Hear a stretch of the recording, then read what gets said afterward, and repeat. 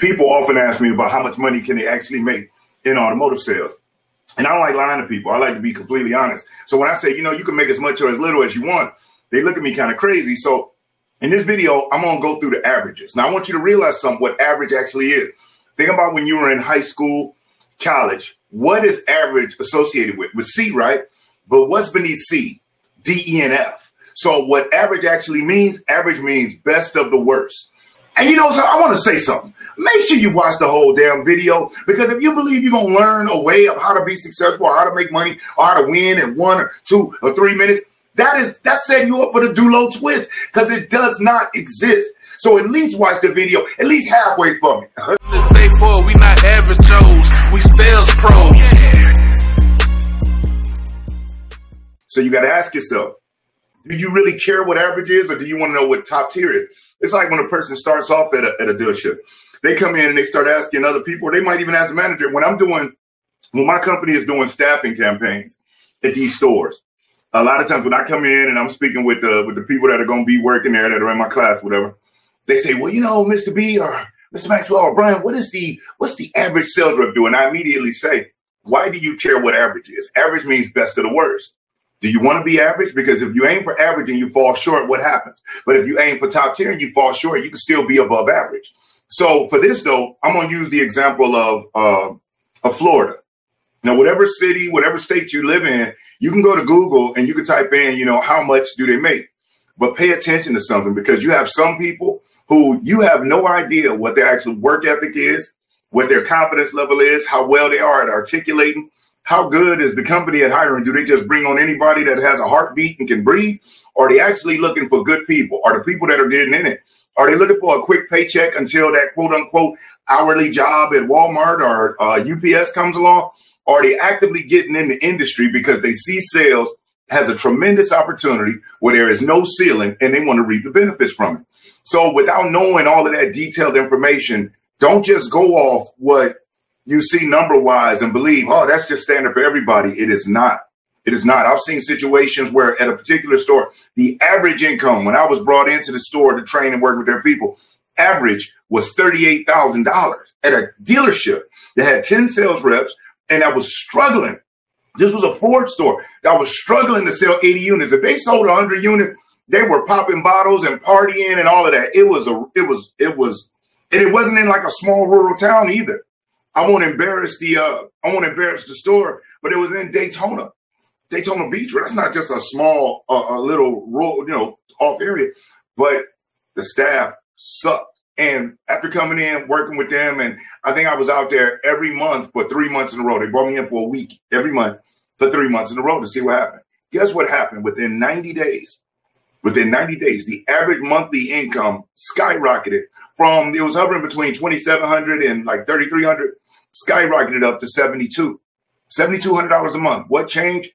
Their confidence level, and they had some different techniques that they could apply that would help. So for you, let's do a breakdown on it. So we're going to do Florida right here. So if you live in Florida, this applies to you. If you don't, it'll vary. If you're in the southern region, especially like Georgia, Alabama, Georgia, you're probably fairly similar. Now, in certain states like Mississippi and Alabama, it could vary only because the income levels or the economic conditions of those states are piss poor. Let's just call it what it is. So let's talk about Florida. So I'm going to read this. In Florida, the average annual salary for a car salesperson is $46,264, or about $22.24 an hour.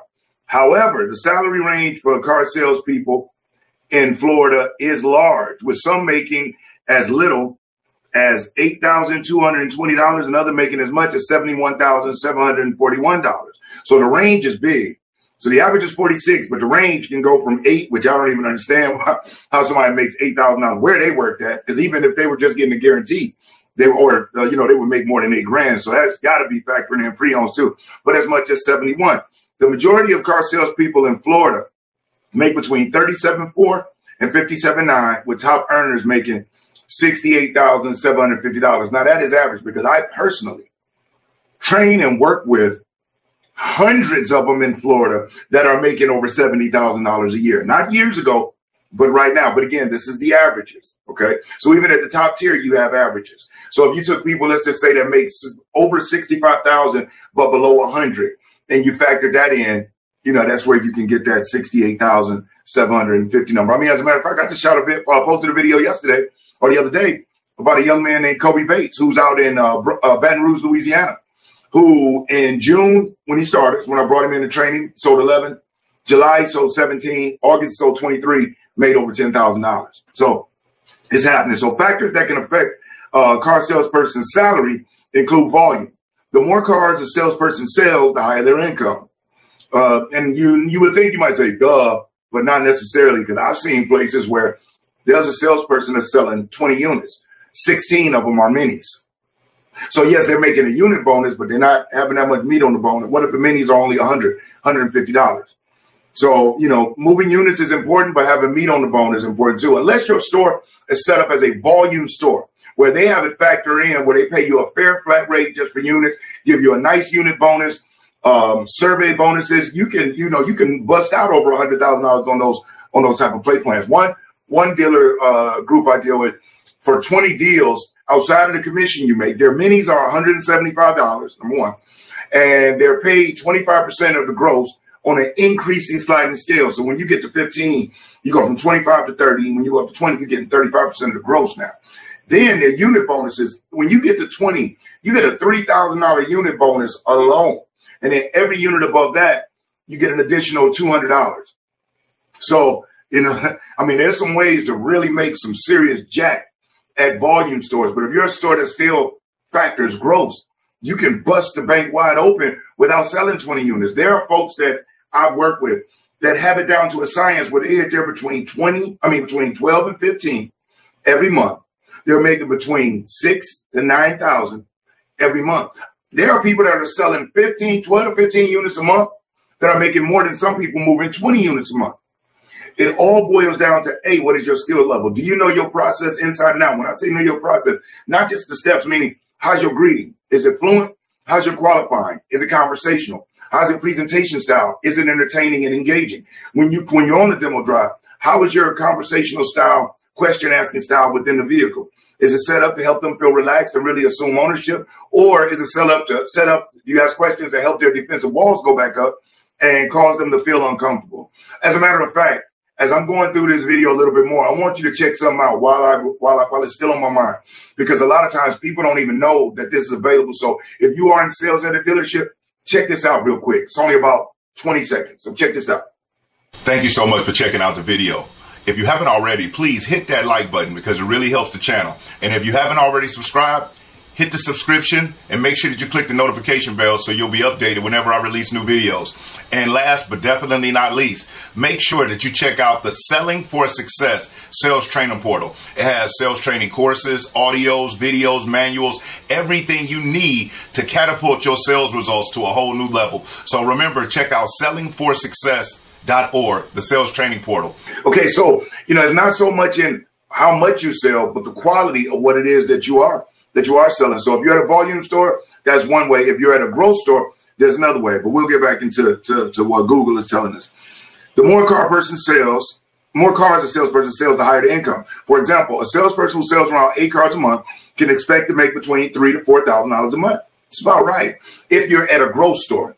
Now, if you're at a volume store and let's just say you're paid $250 a unit and you sell 8, well, obviously it's not going to be $3,000, $4,000. So even with this, identify, and if you don't know, that's not a good thing. Identify, you need to find out, is your store a volume store or is your store a growth store? I just got through training at a Subaru store last week. They're a volume store, but they have it set up where with that volume, when you hit certain tiers, you can make some serious money. This is Subaru of Orange Park in Jacksonville. They had several salespeople, one by the name of Hash, who just kills. This man makes over $130,000, $140,000 a year. The nicest guy you ever want to meet.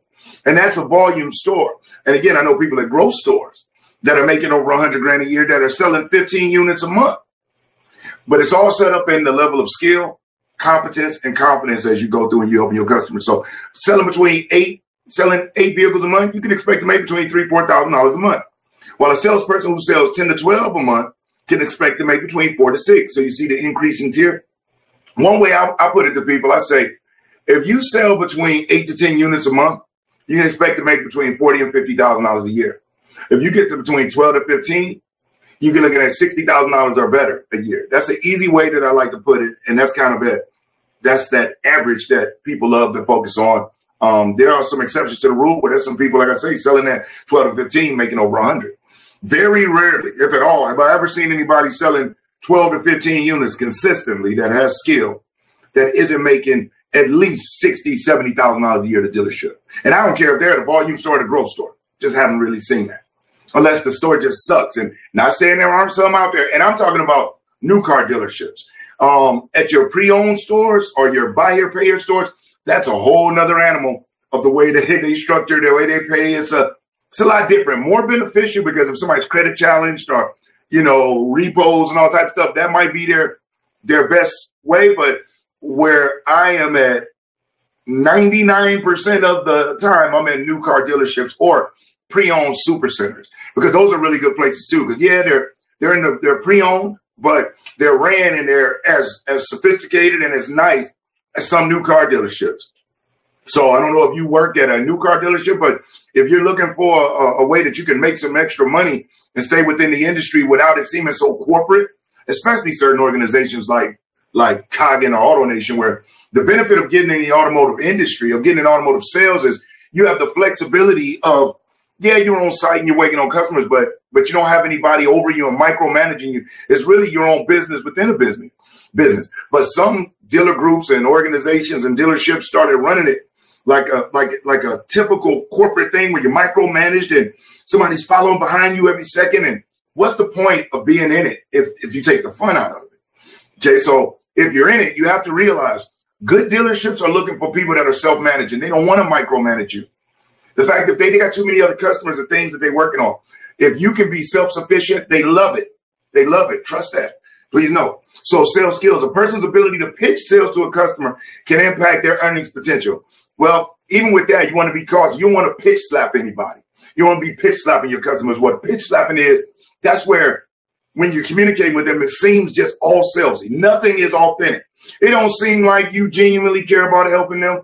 Everything you say just seems so false and so fake. Yourself, have you ever been talking to somebody and while they were talking to you, you just like, yeah, Mo, right. You just looking at them like, you don't believe crap that they saying. We all have. So customers did it too. And one thing I tell you, if you've ever been around somebody and you've said, you know what, I get a bad vibe off of this person. Vibe is the abbreviation of the word vibration. So what you're saying is you're picking up on a negative vibration, also meaning you're picking up on a negative frequency. So if you can pick up on a negative frequency, somebody, think about this also. How many times have you ever been introduced to somebody and you don't know them, you just met them, but y'all just click, and y'all click and hit it off better than people that you've known for years? You know what that was? Your frequency, your vibration was more harmonic. So if you can feel a bad vibe off somebody, so can your customers. So that's like a sales rep is going out and they're smiling and kicking, but in their mind they're saying, person probably a vogue, they probably broke, don't have any money. Damn, I don't want to waste my time. But hey, welcome.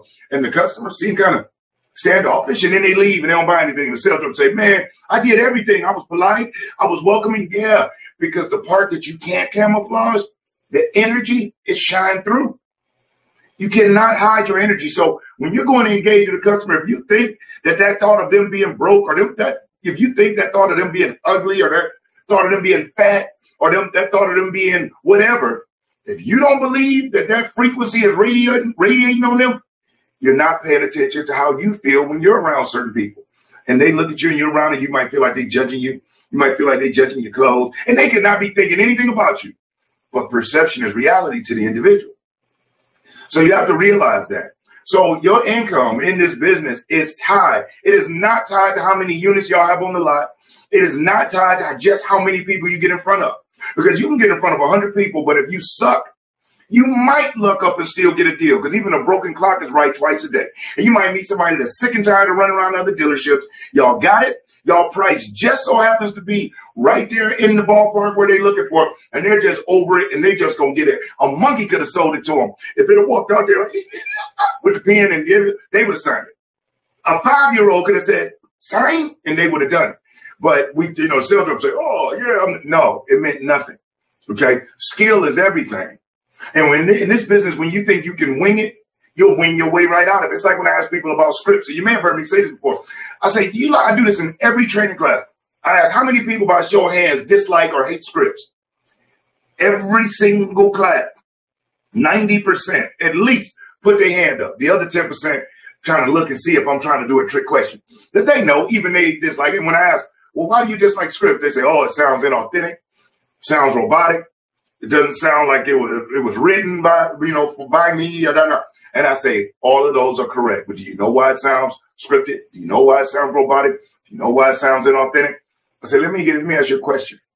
What's one of your favorite movies? And I'll ask you, think of one of your favorite movies. Just one.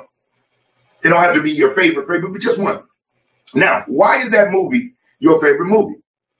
It's because it either made you laugh, made you cry, made you happy, made you sad, made you feel empowered, made you feel, just down, made you feel anxious. It was a thriller. Whatever the reason was or is, that's why that's your favorite movie. Now, we know that this movie is fake. People will go into a theater, watch it on a screen in a room full of strangers, or on Netflix or on Hulu or Amazon Prime or whatever. It's fake. But what is it that every actor got prior to shooting that movie? They got a script. And what did they do with that script? They read it. And they read it so much that they memorized it. And then the more that they memorized it, they began to internalize the words. Because the better they knew it, the easier it is to internalize it. And guess what happens when you memorize and internalize? When you project the words, you personalize them. So if you have a word track or something that you sound robotic, you know what that means? You don't know it. You haven't taken the time to learn it. And I assure you, when people say, oh, every rep that I've ever met that says, oh, I don't like scripts, it does this, and don't use one, those are always the most inconsistent people I ever meet. Every top tier performer that is consistently hitting 12, 15, 18, 20, 25, 30 a month, they have their word track. They know it. And here's why that's beneficial. When you know what you're supposed to say, it's there, it's internalized. You're not worried about being tripped up. It actually opens you up to be able to listen better, be more receptive, and respond more appropriately. You see, when you don't know what you're supposed to say and you're figuring it out while your customer's talking to you, guess what's going to happen? You're going to miss something. It is no different than sitting in your house. Fellas, you ever been sitting down watching a game or working on something and wifey come up to you and talking to you and you're like, yeah. And she says, say, what did I say? And you like, damn. All right. What did you say? Run it by me again. I got a little bit of it. Ladies, you ever had that happen? Where you're sitting up doing something and your significant other or hubby come up and is talking and you're like, oh, yeah, I'm on it. Of course we do. Do you think that doesn't happen when we're speaking to customers? Because it definitely happens when they're speaking to us. So when you don't know what to say, it actually can hinder you. And have you ever been speaking to somebody in a sales capacity where you're the customer and you can kind of get a sense that this person don't know what they're doing? They're fumbling around. And what do you think? You start saying, this person don't know what the hell's going on. Start making you insecure about dealing with them. Now, that might be over a shirt. That might be over a meal. This is over a $20, $30, $40, $50, $60,000 vehicle that they may be purchasing. That has a huge impact. Huge. So memorizing your word tracks and role playing them out with other team members. What I used to do when I first got into business to help me really get them down, I used to role play with my children. Because what I learned is that when you can speak on a level that an 8, 9, or a 10-year-old can understand what you're saying, then and only then are you ready to communicate with adults. And here's why I say that is because we don't know the comprehension level or the education level of the people that we're speaking with. And they could be dumb as a box of rocks. But guess what it is that we learn how smart or how ignorant somebody is when they open their mouth. Same thing with us. A customer or a person doesn't know how ignorant a person is until they open their mouth. So make sure that anytime you open your mouth when you're speaking to a customer, you sound confident. You sound competent. Because competency or lack thereof is the main reason why people leave. The vehicle's there. They looked at the price when they saw it online. They knew how much it was, but they're afraid of you screwing up and messing something up and them end up paying the price for the person that they're dealing with, lack of competency. So we have to be mindful of that. So the automotive industry, is it a great business? Absolutely. The average income of the people that I train nationwide and work with average, which I know I just like using that, but we track that at $63,000 a year. Do I have some that are doing, 45, 50? Of course. But are there a lot of them that are making $70,000 or more? Absolutely. What's the difference between the spectrum, between the range? The ones that are doing 45, 50,000, and the ones that are doing 80, 90,000. They both receive the training, or they download it and listen to and watch the same exact courses. The difference is in here. The one thing I can't give somebody is confidence. I can give you good reasons to be confident, but only you know what goes on in that crazy mind of yours and of ours. I'll say, because we all have those little thoughts and those fear monsters and anxiety monsters that pop up. Only you know what's going on. Only you know what might have held you back some. Only you know what might have caused you to fail. Hold on, y'all, 1 second. Hey, my love, can I give you a call right back? I'm filming right now. I'm live. I'm so sorry. It's okay. Love you back. Right. That's wifey. I'm going to stop and take that call anytime I need to. But it matters. It matters a whole lot how competent we are, how confident we are, how fluent we are. All of those things really make a huge difference in how much money you actually can make in this business. And again, I highly recommend it for anybody that's looking for ways to get, if you're sick and tired of walking over dollars to pick up that, I highly encourage you to at least investigate the automotive industry and not just going online looking at it, because you don't know those people that are saying, oh, it sucks, couldn't make no money. You have no idea the effort, the type of store they were at, the attitude, the competency, or the confidence that this person had. None. Because the people that are enjoying it, loving it, you'll never see negative comments or comments from them at all on the internet. You know why? They're too busy living. They're too busy living. So I just wanted to jump in and address that. You can make a lot of money in this business. You can make the amount of money where it may not even be worth it. You might want to just go get a 9-to-5. But it all boils down to you. My son, yes, I directed my children into sales. Absolutely. My son is in sales right now. And eventually he's going to be working with me, but I didn't want to just give him anything. I want him to be able to earn his stripes. Now, of course, with me being his father, he has access to everything that he needs, and I'm always coaching him the same way I coach anybody else. And guess what? My son at his age, at 24 years old, is making more money than most people are almost twice his age. Is it possible? It's possible. So, again, appreciate you for chiming in. Appreciate you for watching. I'm Brian Maxwell. I hope this helps, and I look forward to seeing you at the dealership. Over and out.